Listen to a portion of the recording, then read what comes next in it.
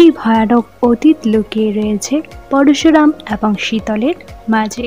বর্তমানে ধারাবাহিকে দেখানো হচ্ছে পরশুরাম এবং তটিনীর সুখের সংসার, আর সেই সুখের সংসারে বারবার হানা দেওয়ার চেষ্টা করছে শীতল। যদিও তটিনী এবং পরশুরামের সংসারে ভাঙন ধরানো তার পক্ষে সম্ভব নয়, তবুও শীতলের চরিত্র দেখে আজ করা যাচ্ছে শীতল এবং পরশুরামের কোনো অতীত রয়েছে।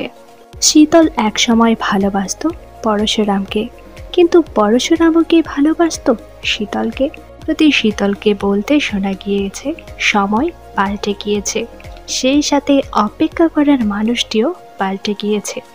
তবে কি একসময় শীতলকে ভালোবাসত পরশুরাম, আর তটিনীকে পেয়ে পাল্টে গেছে সে?